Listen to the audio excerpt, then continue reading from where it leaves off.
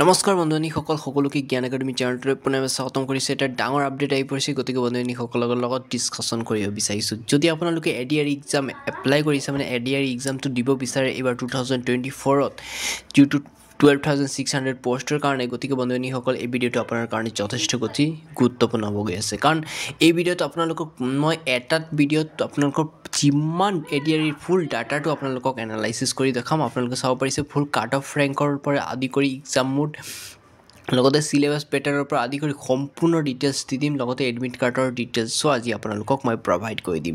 গতিকে আহক ভিডিঅ'টো আৰম্ভ কৰিব বিচাৰিছোঁ। ধুনীয়াকৈ স্কিপ নকৰাকৈ আপোনালোকে ফুল ডিটেইলছ সহকাৰে চাই লওক। এডিআৰ এক্সাম কোৱালিফাই কৰাৰ কাৰণে মাষ্ট বি হেল্পফুল হ'ব। এতিয়া চাওক, বহুত ধৰণৰ ভিডিঅ' বনাই আপোনালোকক কনফিউজন কৰাই থাকিব এডিআৰ এক্সামৰ কাৰণে। গতিকে যদি আপোনালোকে ভালকৈ বুজি এনালাইচিছ ভিডিঅ'বোৰ যদি চাই 100% আপোনালোকৰ কাৰণে বহুত বেছি হেল্পফুল হ'ব।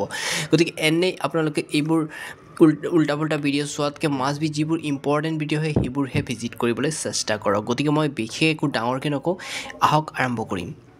গতিকে গম পাইছে অসম চৰকাৰৰ ফালৰ পৰা এডিআৰ যোনটো টিচাৰ মানে এডিআৰ যোনটো ভেকেঞ্চি আছিলে টোটেল 12,600 থাৰ্ড গ্ৰেড আৰু ফ'ৰ্থ গ্ৰেডৰ ক্ষেত্ৰত আপোনালোকে গম পাইছে এপ্লাই চলি গ'ল। আৰু এইবাৰ এপ্লাইৰ কেণ্ডিডেট বহুত বেছি আছে বন্ধুসকল, প্লাছ লাখ ক্ৰছ কৰিছে, 1 লাখ প্লাছ হৈ পৰিছে। মানে 1 লাখ প্লাছ মানে তাতকৈ লাখতকৈ বেছি কেণ্ডিডেট আছে। ধৰি লওক আপোনালোকৰ 7-8 লাখ মান কেণ্ডিডেটে এইবাৰ এপ্লাই কৰিছে এডিআৰ এক্সামত, আৰু পোষ্ট আছে মাত্ৰ আপোনালোকৰ 12,600 পৰা। গতিকে ইমান লাখৰ ভিতৰত যদি আপোনাৰ নামটো আনিব হয়, গতিকে কেনেধৰণৰ প্ৰেক্টিছ কৰাটো মাষ্ট বি ইম্পৰ্টেণ্ট সেই সম্পৰ্কেও ডিছকাশ্যন কৰিম। গতিকে বন্ধুসকল এইবাৰ আপোনালোকে গম পাইছে কি এইবাৰ যোনটো MCQ এক্সাম হ'ব আসাম ডাইৰেক্ট ৰিক্ৰুটমেণ্টৰ ক্ষেত্ৰত, এইটো আপোনালোকৰ ৰিটেন টেষ্টৰ ওপৰত মানে আপোনালোকৰ এক্সামটো হ'ব। আগৰবাৰ যোনটো আছিলে MCQ বেচিছ আছিলে, সেইটোৱে MCQ ৰিটেন বেছ হ'ব। গতিকে আগৰবাৰ আপোনালোকে কাট অফ ৰেংকটো চালে আপোনালোকৰ বহুত বেছি কনফিউজন লাগিব যে আগৰবাৰ কাট অফ ৰেংকটো এবাৰ আপোনালোকে নিজ চকুৰে এবাৰ চাওকচোন বাৰু। SSLC যোনটো ভেকেঞ্চি আছে তাত 123 পৰ্যন্ত মাৰি দিছিলে কাট অফ ৰেংকটো, চাব পাৰিছে 123 মাৰিছিলে জেনেৰেল কেটেগৰীৰ ক্ষেত্ৰত। SSLC যোনটো ছায়েন্স আছিলে তেওঁলোকৰ কাৰণে মাৰিছিলে 118।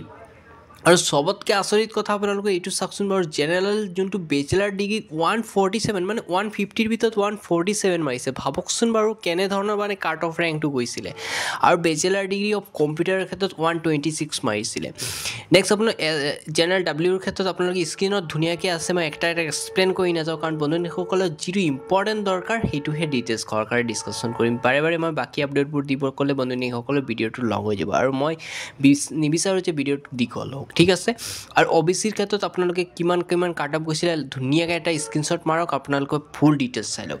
যদি এনেধৰণৰ কাট অফ এইবাৰতো আৰু অলপ বেছি মানে ইয়াতকৈ ধৰি লওক 2-3 গুণ বেছি মৰাৰ চান্স আছে। গতিকে বন্ধুসকল এইবাৰ কেণ্ডিডেট বেছি আছে, মানে এক্সামৰ প্ৰচেছ অলপ হাৰ্ড হ'ব গৈ আছে। গতিকে আপোনালোকৰ প্ৰিপেৰেশ্যন লেভেলটো মাষ্ট বি ইম্পৰ্টেণ্ট বন্ধুসকল, লেভেল বঢ়াই দিয়ক। যদি প্ৰিপেৰেশ্যন এতিয়া 2 ঘণ্টা দি আছে তাতকৈ বেছি দিব লাগিব বন্ধুসকল সময়। আৰু ইয়াৰ আপোনালোকৰ মেক্সিমাম মাৰ্ক আপোনাৰ 150 থাকিব। কিছুমান এক্সামত ধৰি লওক আপোনাৰ 4th গ্ৰেডৰ এক্সামৰ ক্ষেত্ৰত 100 মাৰ্কৰ MCQৰ এক্সাম হৈছিলে, আৰু যিখন 3rd গ্ৰেডৰ ক্ষেত্ৰত 150 মাৰ্কৰ হৈছিলে, আৰু অফলাইন মোডত হৈছিলে আপোনালোকে গম পাই চাগে।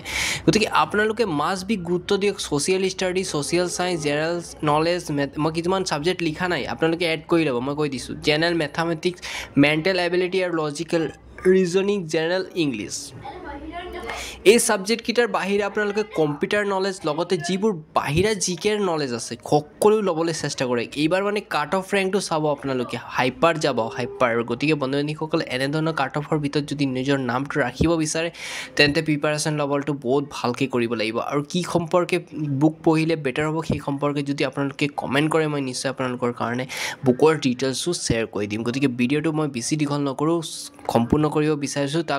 তাৰ আগতে যোনটো মেইন টপিক হ'ল সেইটো ডিছকাশ্যন কৰিম, এডমিট কাৰ্ড। আপোনালোকৰ এডমিট কাৰ্ড মাৰ্চৰ 27 তাৰিখৰ পিছত ওলাব গৈ আছে। গতিকে ৰেডি হৈ যাওক আপোনালোকে।